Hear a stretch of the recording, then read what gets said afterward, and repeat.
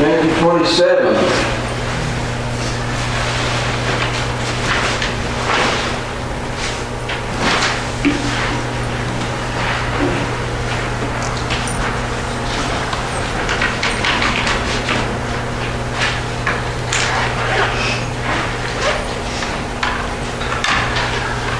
Other than Jesus, what's the greatest sacrifice someone ever made for you?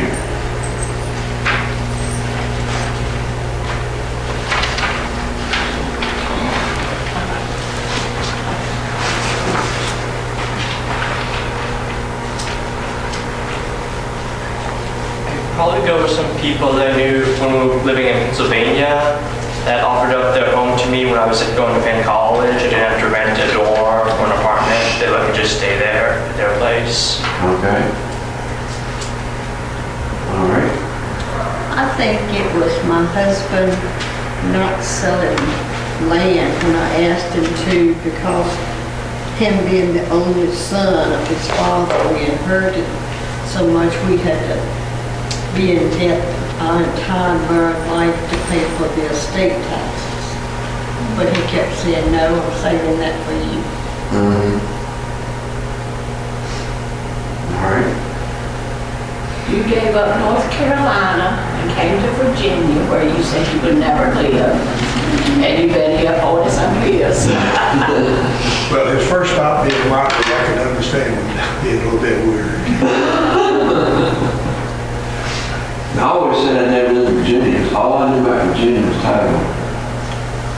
And your first place he lived in Virginia was Motley. So then he moved on up to the city. I had to get out of Motley. People had the binoculars out, focused right on us, every move we made. Want to know what everybody else is doing. Yep. Absolutely.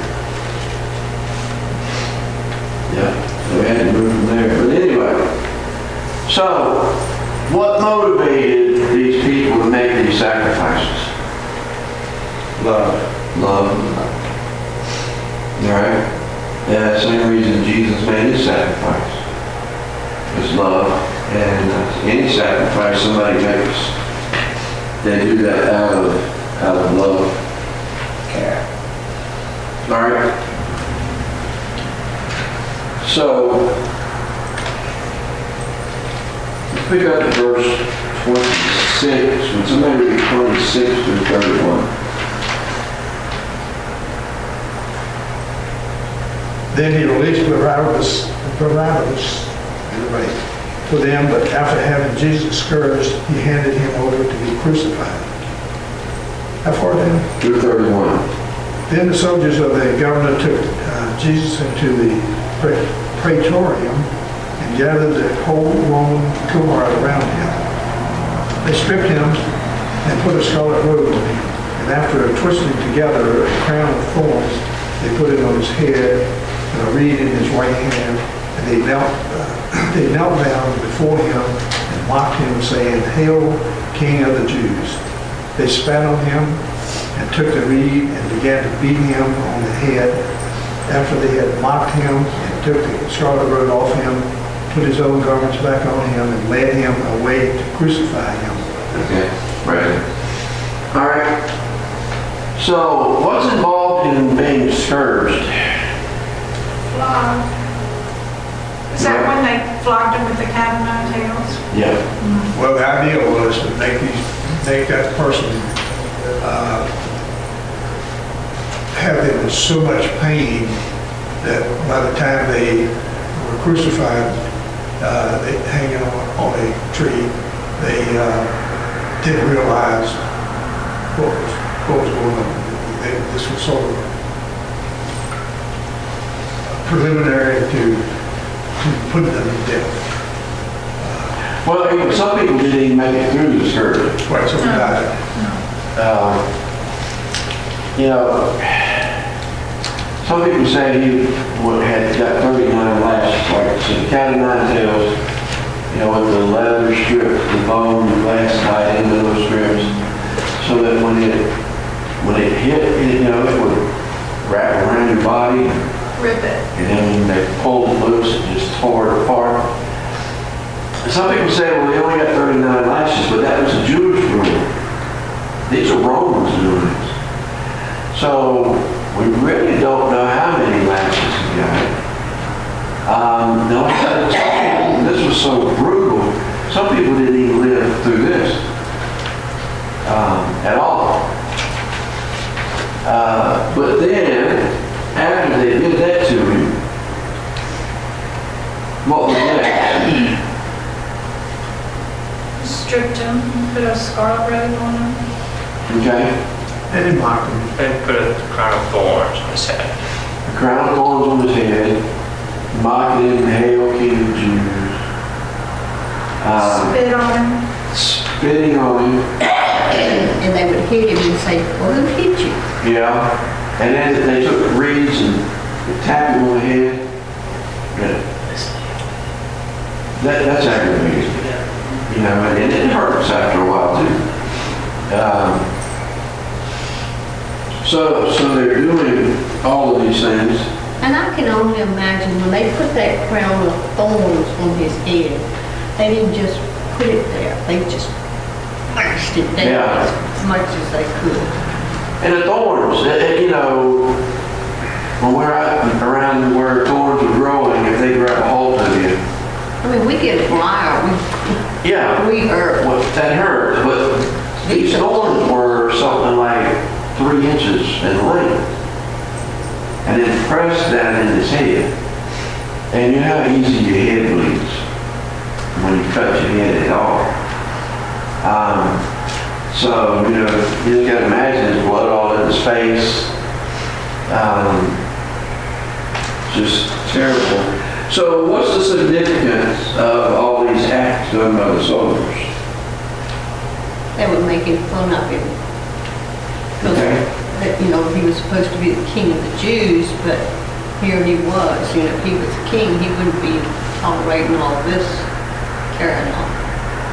And so what did Jesus say during the whole thing? Nothing. Nothing. Nothing. Which probably caused the soldiers to do that even more. Yeah. All right? So quite an ordeal, quite a punishment that Jesus is taking. And the fact that he even lived through that is amazing. Okay? Also, He had to live through that so he could die on the cross. Right, he did. He did. But it's still, it's just the fact of the punishment that he went through. What do you think Jesus was thinking the whole time this was happening? I think he had pity on him. Okay? He's probably praying that prayer over and over again he prayed in the garden. Take this cup from me. But he knew it was gonna happen. Yeah. I'm sure he was praying for strength to go through it because he knew he had to. He made his mind up in the garden on that. Not my will, but yours be done. But praying for strength. Pray for the people that were doing it to him.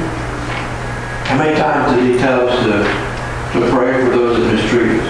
7 times 70. Chad, you started to say something? Well, you know, I immediately thought of, you asked what was he thinking and why did it have to happen with a purpose? I mean, also Jesus knew all the scriptures. Isaiah 52 and 53 talks about him being disfigured beyond all Okay. human recognition, where he doesn't look like a man anymore. I mean, he knew that was a part of it. That's what the prophecy said. And Yeah. also, I think he had a positive mind about this because even in nowadays with things that people have to go through in their life, medical-wise, if they have a good attitude, if they have a positive mind, then it helps them through it. That's true. Very true. Very true. All right. Somebody pick up verse 32 and read through 44. As they were going out, they met a man from Cyrene named Simon, and they forced him to carry the cross. They came to a place called Golgotha, which means the place of the skull. There they offered Jesus wine to drink, mixed with gall. But after tasting it, he refused to drink it. When they had crucified him, they divided up his clothes and cast them lots, and sitting down, they kept watch over him there. Above his head they placed the written charge against him. This is Jesus, the King of the Jews. 244. Two rebels were crucified with him, one on his right and one on his left. Those who passed by hurled insults at him, shaking their heads and saying, "You who are going to destroy the temple and build it in 3 days, save yourself. Come down from the cross if you're the Son of God." In the same way, the chief priests, the teachers of the law, and the elders mocked him. "He saved others," they said, "but he can't save himself. He's the King of Israel. Let him come down now from the cross, and we will believe in him. He trusts in God. Let God rescue him now if he wants him. For he said, 'I am the Son of God.'" In the same way, the rebels who were crucified with him also heaped insults on him. Okay. So what role does Simon the Cyrene play in this crucifixion? Carry Jesus' cross. He carried the cross. Now, Simon must have been a visitor in Jerusalem. Because where is Cyrene?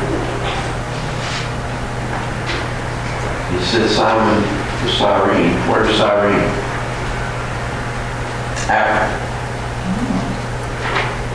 All right, so he must have made the journey for the Passover. All right. So why did they just pick him out of the crowd and tell him to carry the cross? He was probably a big, strong man. Okay, probably was, because it would take a strong man to carry the weight of the cross. As I was studying, I was reading this debate whether carry the whole cross or just the crossbeam. And in the movies you see it depicted both ways. Some say that the whole cross would have been far too heavy for one man to carry. A good strong help in me. Just the crossbeam, you could manage the crossbeam. They decimated the crossbeam itself, probably weighed close to 200 pounds. All right. So, I don't know what the answer is to that, but he was carrying whatever he had to carry to go to the cross. But think about the beating Jesus has gone through. And the blood is lost. Yeah, And whenever you lose blood, you get weak. you do. And so Jesus fell. He couldn't carry it. And so Roman soldiers, wherever they were, they needed somebody to do something. They had the right to impel them into service right then. So they just looked there with Simon the Cyrene standing at the place where Jesus fell. All right, you got to pick up the cross and let's go. So we don't know how much of a believer or anything Simon was. He was just there, and all of a sudden he's forced into service. The cross that used to be depicted in movies and pictures and all is a gigantic piece of wood, like 12 by 12 or something like that.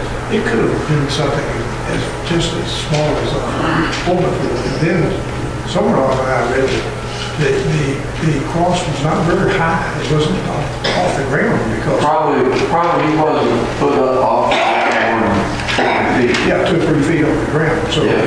you know, it's not like It's always depicted as being Way up, way yeah. up. yeah, really, really Doesn't have getting to way be. up in the air, yeah. And there's no point in having to go way up. I mean, you nail it to the cross, it's gonna do the same thing 2 feet off the ground as it would do 12 feet off the ground. The point was that your feet could not touch the ground. Right.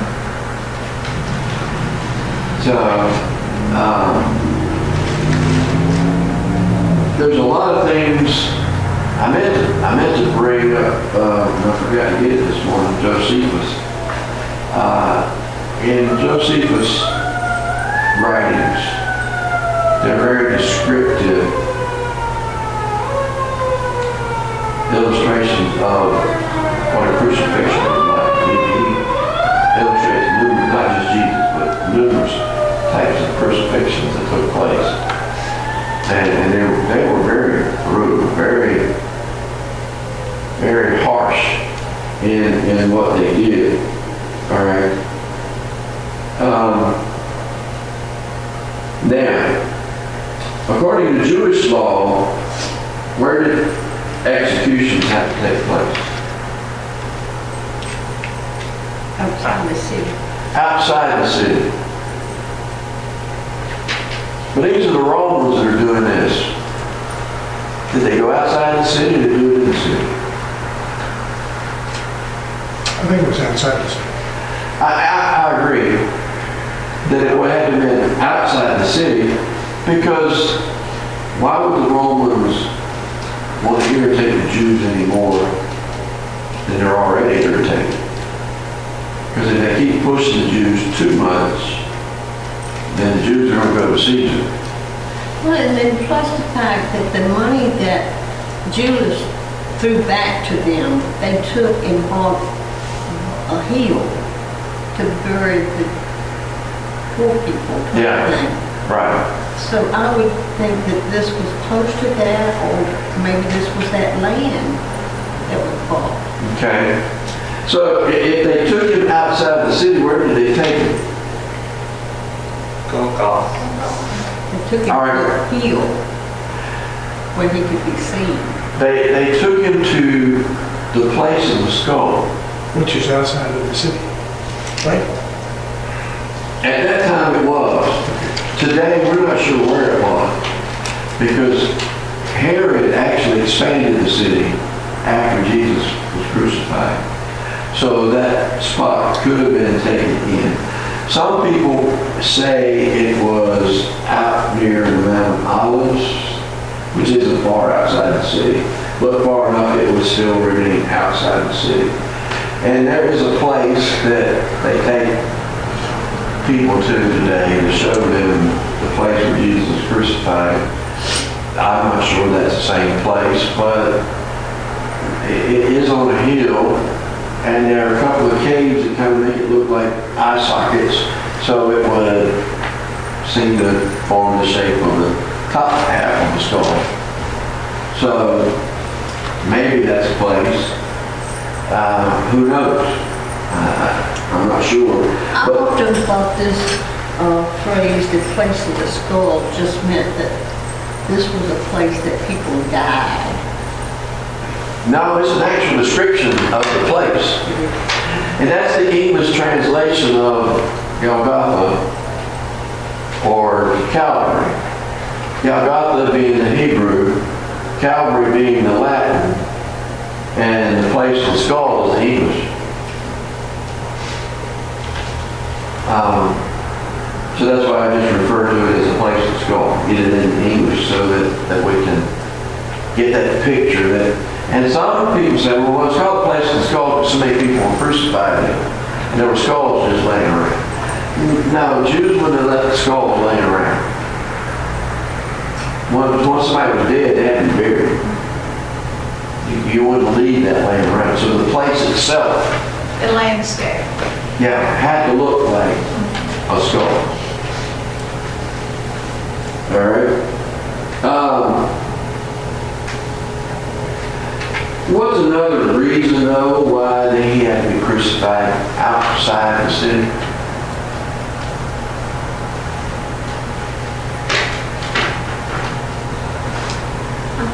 has something to do with that law.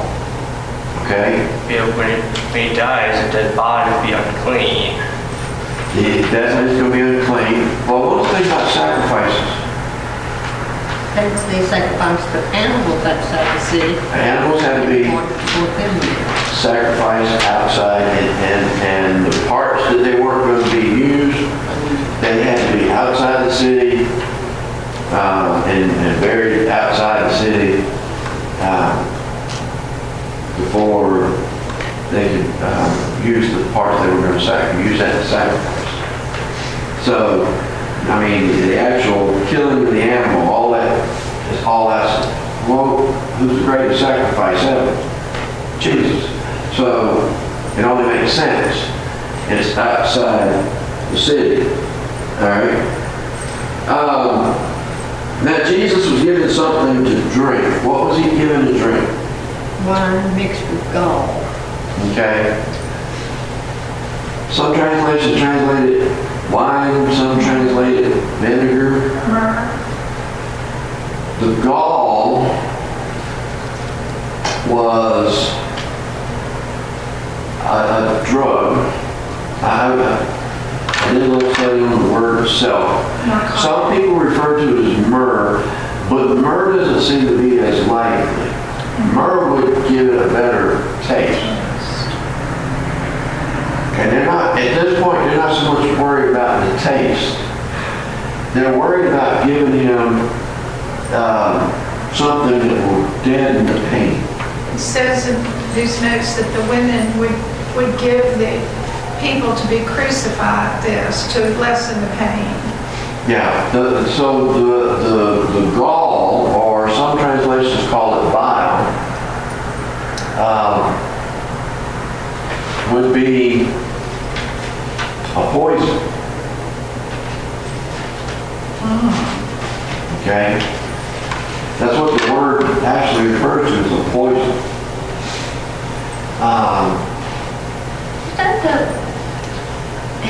I mean, they've already beat him up, he's bleeding, put the thorns on his head, and why would they want to lessen the pain? I mean, these are Roman soldiers who are supposed to be the most brutal of all brutal people.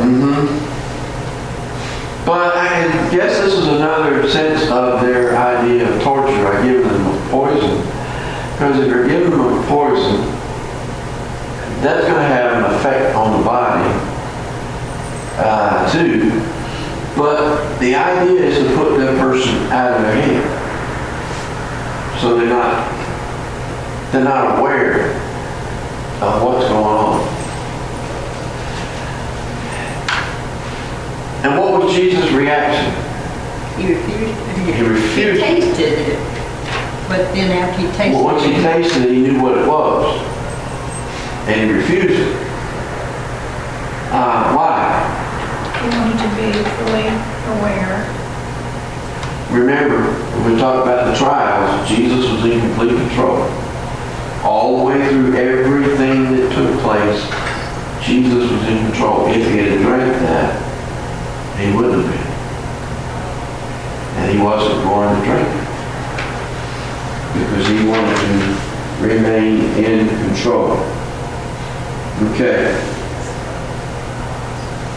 So, what happens to Jesus' clothes? they cast lots and they sort of divided them up. Okay. Gambled over them. All right, they did. Well, they gambled for his clothes. Cast That was lots. overseas. Cast lots is not gambling. Yeah, roll the dice. Shooting craps. Well, yeah, that would be. What they were doing. But why did they do that for his clothes? Well, because I know one of the garments was made like in a single piece, so instead of ripping it up, you would cast the lots for that. Yeah. His tunic did not have a seam in it. It was made from top to bottom, no seams. Which was unusual and actually was worrisome. The only thing Jesus had probably that was worth anything was his tunic. Now, the other clothing they divided up among themselves. But the tunic is what they gave him to get. And this fulfill prophecy. Oh, it does. What prophecy does it fulfill?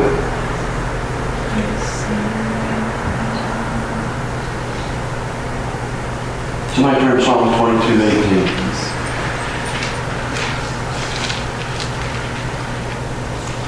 They divided my garments among them and cast lots for my clothing. Okay. So Psalm 22, if you haven't read it lately, take time sometime today to read it. It is the most descriptive passage in the Bible about crucifixion. And it was written years before crucifixion was even invented. So this is a prophecy. David wrote that psalm under the direction of the Holy Spirit so that these things would happen and people would be able to look back in the scriptures and say, oh, he was the Messiah. Because it fulfills the prophecies. Not soon enough. No, they had, hindsight's always better than foresight. Hindsight's always better than what you see right at the moment. When you look back at that moment, I should have done that differently. That's the way we do. Those priests, they knew the scripture. They knew it. Well, they did. And it's obvious here because they keep mocking him in verse 40. You are going to destroy the temple and rebuild it in 3 days. Save yourself. They never forgot he said that his whole ministry. And here, through the trials and through all of this, now at the crucifixion, they keep bringing that up. You said you were going to destroy the temple and raise it in 3 days. So, prove it. Prove it. Let's see you do it. Because what they expected was for him to jump down off the cross. But he could have done that. But that wasn't fulfilled his mission. And those were the people that were always goading him to perform miracles. And he wouldn't do it for them. That's not who he was doing it for. Sometimes, a sacrifice like that at the time, a lot of people probably looked at him and went, how stupid. Why would, if he is who he says he is, why wouldn't he just, why would he save himself from that pain and show people who he really was? And like you said, in hindsight, looking at the whole story, we know why. You were asking earlier about the greatest sacrifice somebody's made for us. I was thinking, my mom, when I was a baby, she was married to a guy, and she came home one day and picked me up and smelled beer on my breath. And she's like, that day, we left. And never looked back. And some people might look at that and go, oh, well, she left her husband, why didn't they try to work it out or whatever? But now I can look at that and say that was probably, and that was for me. That was probably one of the best things she ever did for me, because I don't know what it would have been like for me to have grown up in a house with a man like that. Yeah.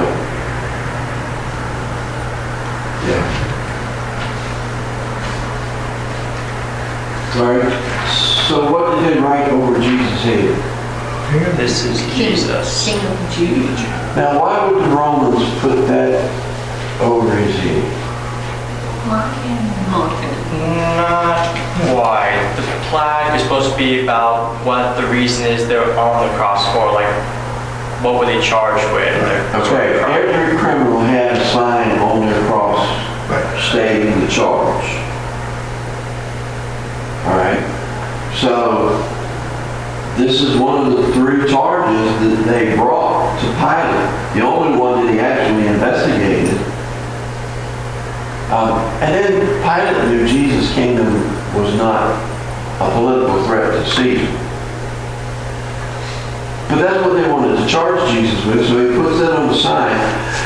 But it also had to irritate the Jews a little bit. It's a little bit like digging in a little bit, rub their nose in it just a little bit, because Pilate wanted to wash his hands of the situation and set Jesus free. And they wouldn't allow him to do that. You know, sometimes when you're a politician, you have to do things you don't want to do. And even though Pilate didn't really want to do it, he had to get into it. So this is his way of just saying, okay, let me just get under your skin a little bit with doing this. It's like he was getting back at the Jewish people for making him do this. Yeah, and then to top it off, he put it in 3 languages to make sure everybody could understand who was hanging on the cross. Now, what does that have to do with the theme of the Gospel of Matthew? I think of Matthew as a Jewish gospel. Okay, Matthew's written to the Jews. What is the theme of Matthew? And he's the king. Jesus is the king. Pilate puts his sign up there, King of the Jews. Remember when the wise men came to Herod? Where's the one born King of the Jews? Where's the one born King of the Jews? Jesus is called the King in Matthew at the beginning, at the end. And Jesus is exactly that, the King. I mean, the resurrection is what dubs him as that, too. Yeah. Because we're not at the end of the story. I mean, he may breathe his last here on the cross for that day, but that wasn't the last breath he ever took. Okay? So, we have to understand the reason all this took place. 3 passages that show what Jesus' death means to us. Now, could somebody look at Romans 3, 21 through 26? But now, apart from the law, the righteousness of God has been made known, to which the law and the prophets testified. This righteousness is given through faith in Jesus Christ to all who believe. There is no difference between Jew and Gentile, for all have sinned and fallen short of the glory of God, and all are justified freely by his grace through the redemption that came by Jesus Christ. God presented Christ as a sacrifice of atonement through the shedding of his blood to be received by faith. He did this to demonstrate his righteousness, because in his forbearance he had left the sins committed beforehand unpunished. He did it to demonstrate his righteousness at the present time, so as to be just and the one who justifies those who have faith in Jesus. All right. So what's the importance of the cross of that passage?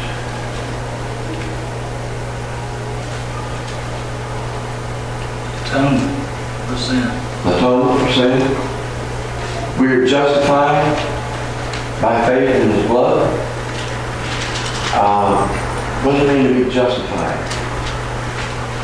Just as if I'd never sinned. All right, just as if I had never sinned. So then we're clothed with the righteousness of God. All right. 2 Corinthians 5:21. God made him who had no sin to be sin for us, so that in him we might become the righteousness of God. All right. So we could not be righteous without the blood of Jesus. because all our righteousness is like filthy rags. All right, Hebrews 9, 26 through 28. Then Christ would have had to suffer many times since the creation of the world. But now he has appeared once for all at the end of the ages to do away with sin by sacrifice of himself. Just as man is destined to die once, and after that to face judgment, so Christ was sacrificed once to take away the sins of many people, and he will appear a second time, not to bear sin, but to bring salvation to those who are waiting for him. All right, so he was sacrificed once to take away the sins of the world. The cross is tremendously important. Now, of course, the cross by itself would be meaningless if there wasn't a resurrection. So the cross and the resurrection have to go together. All right? But the resurrection will be another lesson. We'll get to that a little bit later. And of course, our time is running out. So, just real quick, the seven sayings from the cross, that's the sermon. So you got the outline right there of what the sermon is going to be. The first one is to forgive them. Do I? Forgive them for they do not what they do. Yeah. All right. So when Jesus dies, there were three miracles that took place. Anybody know what they were? The curtain tore from top to bottom. There's one before that. Maybe Darkness. Yeah. The darkness, sun quit shining. Curtain tore. What's the other? Yeah, the earth shook. Earthquake. Great earthquake. Earthquake, and the tombs were open, and the saints were resurrected. All right. All right. And what effect does all of that have on the centurion? So too, and believe. It doesn't say that he believed to the point that he became a Christian, but he said, Okay. this surely is the Son of God. Luke has, we quote typically Matthew or Mark, truly this was the Son of God. Luke has a little bit different approach to that. Luke says, surely this man was innocent. So, how much did he believe? He saw enough to know Jesus wasn't guilty of all the things he'd been charged with and should have been treated like he was. He knew that much. How much beyond that? Well, that's up to the movies to make movies about, which they've done. And we don't know for sure. All right. Chad Steele, would you lead us in prayer, please? Father God, thank you for this day. Thank you for the opportunity to come here and read from your word. See the significance and the sacrifice of your son for us. Pray that you bless us as we move into worship.